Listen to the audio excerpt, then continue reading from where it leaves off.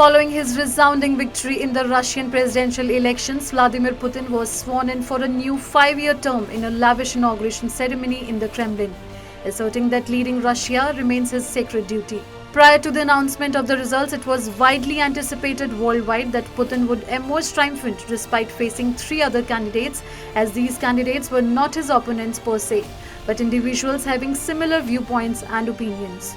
Nevertheless, his re-election comes at a pivotal juncture as Russia remains embroiled in conflict with Ukraine, leading to a rift between Moscow and the West, with the US and EU siding with Ukraine. In fact, the inauguration ceremony was boycotted by Western nations in a unified display of condemnation against Russia's invasion of Ukraine. However, India, on the other hand, stands benefited from Putin's re-election despite the odds that witnessed long-standing and time-tested relations with Russia. Hello and welcome. You're watching Editor's Lens with me, Ina Sivaj.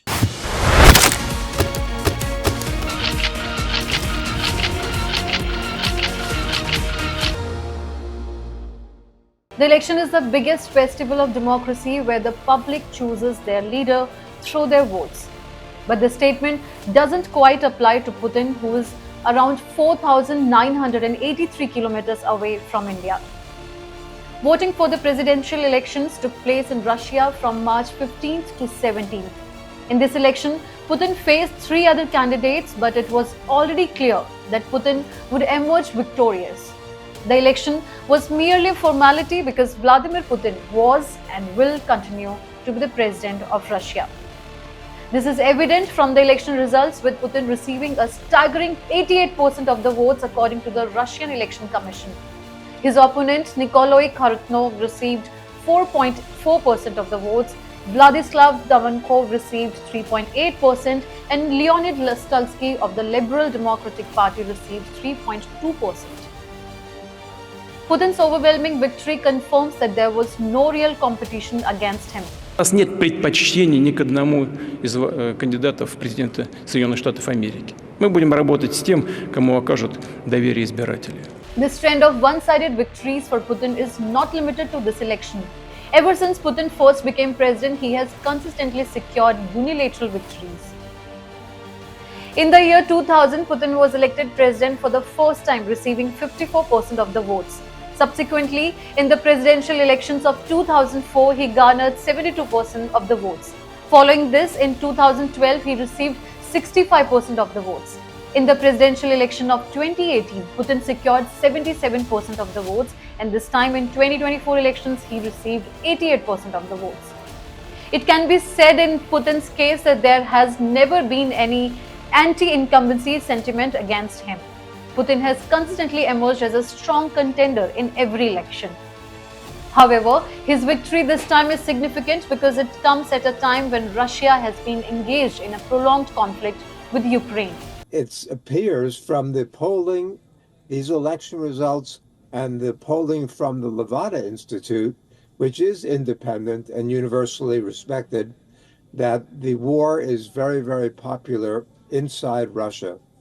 So that's the one of the ingredients behind Putin's victory in this election.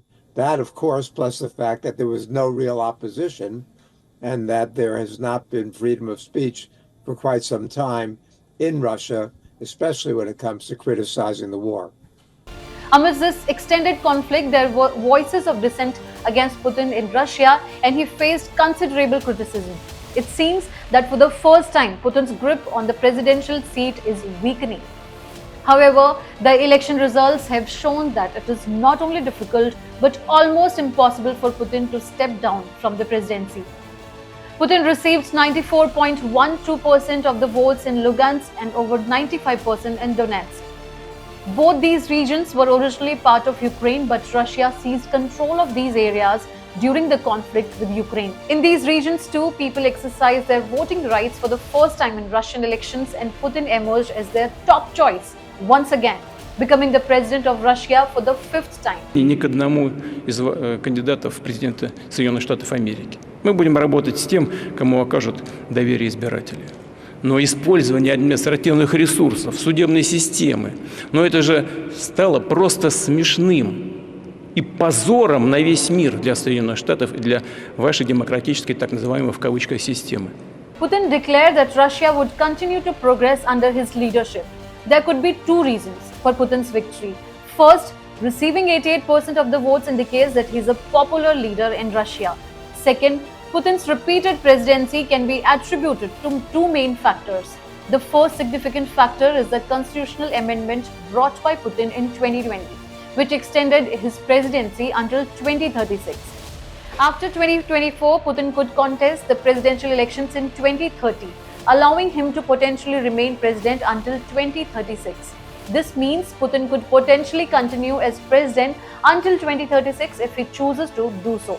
In the past, he has used election victories to implement unpopular measures. Internationally, Russia is likely to continue to test the determination of the NATO alliance, and there is speculation that Russia could attempt some sort of test of NATO's resolve by launching an attack on a NATO country, not necessarily with troops, but possibly through cyber attacks. In Russia, no leader can challenge Putin. If someone dares to challenge him, they are either eliminated or permanently imprisoned.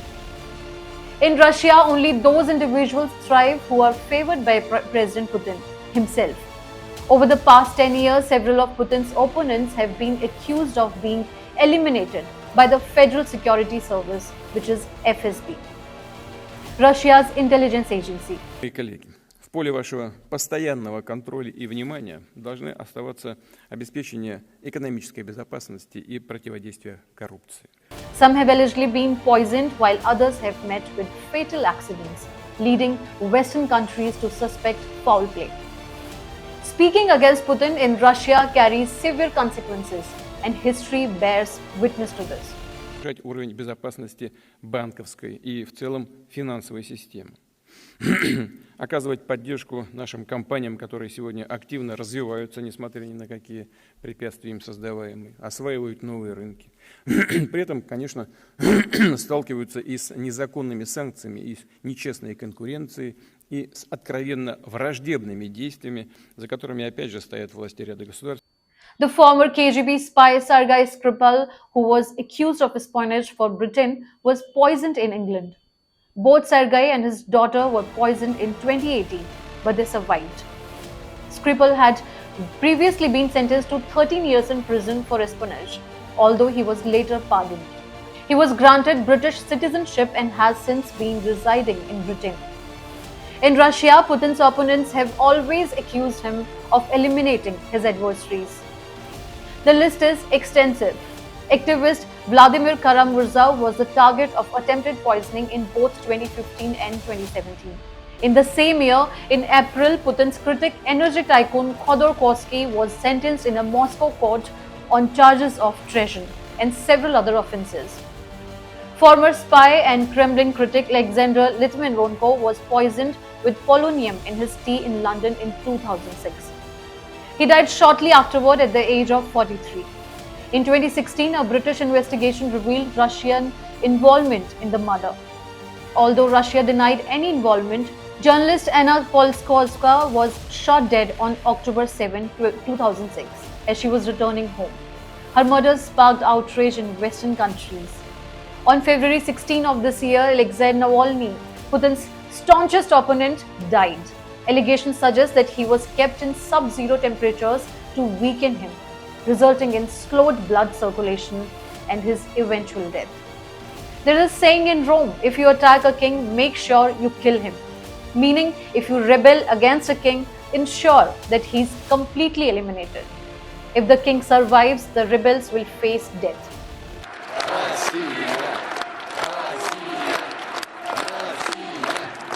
Спасибо. Спасибо большое. This holds truth for Putin, the president of Russia. It is a well-known fact that Putin holds sway over Russia, and what he desires come to pass in the country. However, this reality is unsettling for Western countries. Putin is set to remain the president of Russia until 2030, but his gaze is fixed on 2036 as well. To understand Putin's plan for 2036, one must delve into his electoral history. Before becoming president, Putin served as Russia's prime minister. In 1999, then-President Boris Yeltsin appointed Putin as prime minister. Shortly afterwards, Yeltsin resigned and Putin assumed the presidency for the first time after winning the presidential elections on March 26, 2000. Putin won his first presidential elections in March 2000 and was re-elected for a second term in March 2004. The Russian Constitution of 1993 stipulates that a person can hold the presidency for only 2 consecutive terms. Therefore, Putin had to step down from presidency in 2008. Afterward, Putin nominated Dmitry Medvedev as successor and himself assumed the role of prime minister. However, during Medvedev's presidency, a significant amendment was made to the Russian constitution, extending the presidential term from 4 to 6 years. In 2012, Putin was elected president for the third time, and after serving another 6-year term, he was re-elected for a fourth term in March 2018. In July 2020, Putin introduced a constitutional amendment that extended his potential presidency until 2036, granting him the power to remain in office for an extended period. Russia has long been notorious for its secretive politics.